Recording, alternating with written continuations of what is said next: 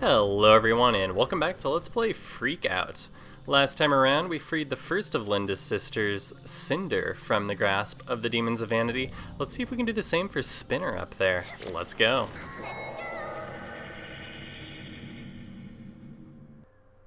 So as you begin this game, you have access to 4 of Linda's sisters' realms, and you're free to take on these battles in whatever order you see fit. It's a really nice luxury to have the first time you're playing through this game, to know that if you have difficulty with any of the battles, you can always go to one of the other ones and return to it later. And this remains throughout the game. You sort of unlock the battles in tiers. As you complete one, you unlock the next. So you're always gaining multiple options at a time that you're free to take on in whatever order you see fit. There's never an incentive to do them in any different order. You never obtain a power-up from defeating one boss that's going to be useful to you in the next. They're always pretty well self-contained. And right now we're taking on the second of them, Spinner. And as you can see from the red arrows pointing at the top and bottom of her, she has 2 weak points. It's generally better to attack her in either of those places than her midsection because her flapping wings are her primary way of dealing damage to you. It's best to just sort of keep your distance when she's spinning around because the areas that she can attack when she's doing that are a little bit unpredictable. But when she's standing still like this, it's a good time to go in for the attack. Now these little yellow guys that she's throwing at you that explode on contact, you can actually grab those and throw them back at her. It's not the most efficient way of dealing damage to her. It's definitely a little bit awkward.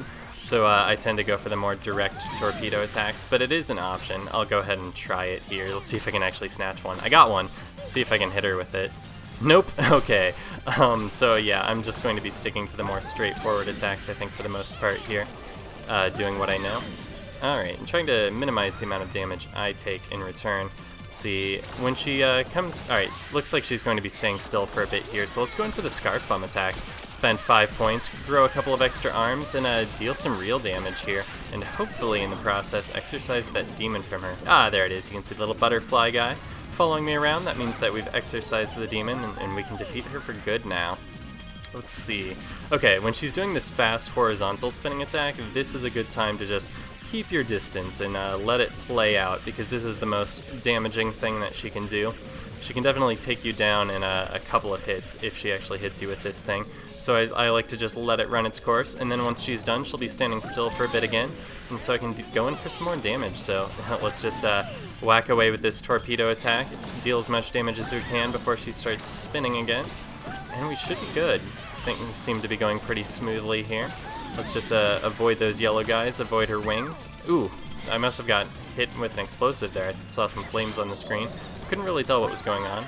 Ooh, alright, that one missed. Is she going to start spinning again? I imagine she is. Or is she going into another phase of throwing those guys? Oh, she's still throwing them. Alright, means I'm going to go in for some more attacks. We might actually finish things up on this cycle, making this a pretty fast fight here. Let's see if it's going to work. Is she going to start spinning again before I can finish this off? Alright, I'm just going to keep my distance because, yeah, okay, she's spinning. This isn't her powerful horizontal spinning attack, but it's still a good idea to stay away and play it safe, because you're not going to be getting any good hits in during that spinning part. Alright, and we should be able to finish things off now. Let's see if we can do it with one attack. Is that going to be enough? Alright, no, one more. As you can see from the pie chart there, the yellow damage is what I dealt with my regular attacks, the green damage was from the Scarf Bomb, and the blue was from using her own attacks back at her, so you could see what my strategy was really going for there. And since we finished off the fight, you can see that white light surrounding that sister of ours, protecting her from the Demon of Vanity. And that was one of the easier fights, as you might expect from only the second in the game. All in all, Stretch Panic is not a super difficult game, but there are definitely a couple of fights that I think might give me a little bit of trouble, including the next one. So let's go check it out.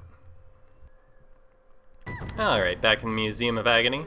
Heading over to the other side now. You can see on this side over here are Spinner, Cinder, and the EX Island, all that we've seen before, but from the start of the game we've also had access to these 3 doors over here. There's another EX world, and the sister we're going to be taking on next, Siren. Let's go. You may have noticed that I started this episode off with 28 more points than I had at the end of the last one. I decided to take most of the EX World action off camera, since you've already seen that, and since it really is sort of the low light of this game. just decided to come in with plenty of points to open these doors and do these Scarf Bomb attacks so that we could focus on the real action, which is the boss battles. That's what this game is all about. And this is one of my favorite ones, really, Siren. As you're going to see, it's a pretty gimmicky one, but it's a lot of fun. Alright, so we're going to start things off by dealing as much damage with direct attacks as we can, because she starts out in her most vulnerable phase. She's just sort of going to be standing around here, not doing a whole lot to defend herself. But once she starts singing, as she's doing here, she's going to call all of these little friends into herself. We're going to try to pick them off of her one by one. They don't actually do anything to damage us right now, but we do not want any of them on top of her when she does her next attack here. Let's see if I can grab these guys off. It's kind of awkward because if you target, you always just lock onto Siren herself. You can't actually lock onto these little guys. They just show up as red arrows indicating them as a weakness. Okay, so here comes the mouth. When the mouth bites in on her, you just kind of want to back away and let it take its course, because this is her changing between her phases. And when she goes from the light phase to this dark phase, any of the little doll guys that were on her dress when she transformed turn into these little reapers. And that's why I was plucking them off of her. Because these reapers, unlike the regular dolls, can actually attack you. And since I've taken care of all of those reapers, all you have to do to defeat them is pick them up and drop them back down. And they'll return to their docile state. And now I can, now that I'm not focused on the little Reaper guys attacking me, I can concentrate entirely on moving around to dodge this lightning while I wait for this phase to wear itself out. And there comes the giant mouth, meaning that she's going to transform back to her light side, and we can begin attacking it again, because she's going to enter a phase of vulnerability here before she starts singing again. We can actually attack her just as much when she's singing as when she's not, but once she starts singing is when she pulls the little doll guys in toward her. Ah, there she goes. Okay, so now that she's done that, we want to pull these off of her while we still can. If you actually manage to pull all of the dolls off of her before she tries to transform, she actually won't be able to transform. She won't go to the dark phase at all if she doesn't have any dolls on top of her, so you'll just get 2 light phases in a row, and you can basically never, you'll never have to stop attacking her. But let's see, is this the last one? Did I actually do it? No, there was only one left. I almost had it.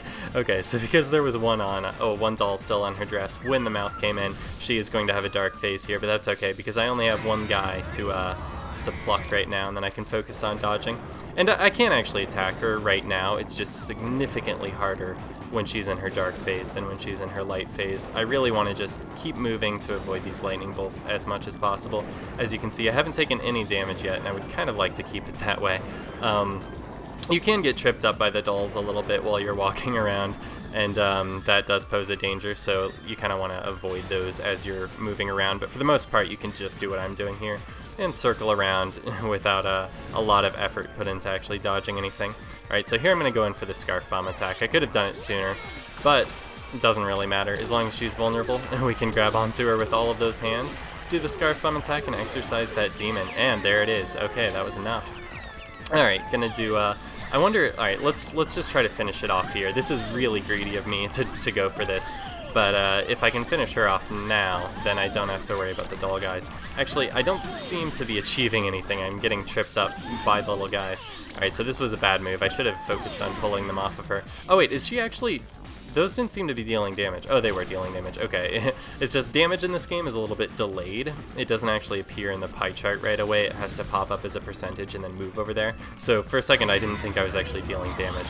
Okay, because I let all of the dolls transform, I've got a lot of little Reaper guys coming after me. So let's make sure that none of those get close. They're all really vulnerable, but in numbers, they can actually be a little bit troubling.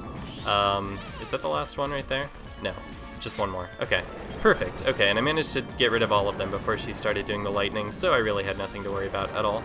I can just circle around. I'm going clockwise this time as opposed to counterclockwise last time, so a little bit of variety. Alright, and there comes the mouth. Ow, I hit the lightning! I walked right into the lightning. Alright, well now that she's transforming, the sky is going to go from night to day, and I'm going to start attacking again. Let's see, I'm not sure whether I'm going to be able to finish her off in this phase, but I'm going to do my best. Try to wrap up the fight here with these torpedo attacks. Alright, she's singing, she's calling them back into her, but I managed to finish it off with the explosion there. And once again, we have saved another one of Linda's sisters. That makes 3 of them, meaning that only 9 remain, and there's the sister in her original form. It's interesting to note that every time you play this game, Linda's sister's original appearances will be randomized. You can have tall, thin ones, you can have these large ones, and they're also the little tiny ones. They have different clothing colors, different hair colors. It's just kind of funny that their original appearance varies so much. It's like completely randomized. Like they always have the same name, but it's a different person originally. It's pretty interesting. Anyway, let's head over now to the Gallery of Shame to learn a little bit more about these sisters that we just freed.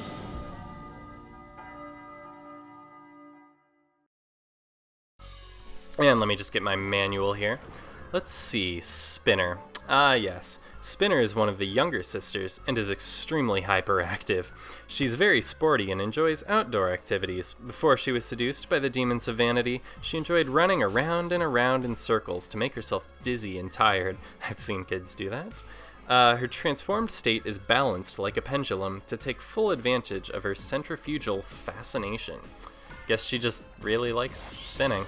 Alright, and next up we have Siren. I love how Siren is displayed here with her like yin half on top, yang half on bottom. Alright, let's see here. Siren's original ambition was to become a successful opera singer. Well, in her possessed form, she's singing to a potentially captive audience. They say music has the power to transform the soul. In Siren's case, this transformation is quite literal. Don't be deceived by her innocent facade. When this dark diva sings, all hell is about to break loose. Thanks a lot for watching, and I will see you next time when we take on a couple more of these sisters.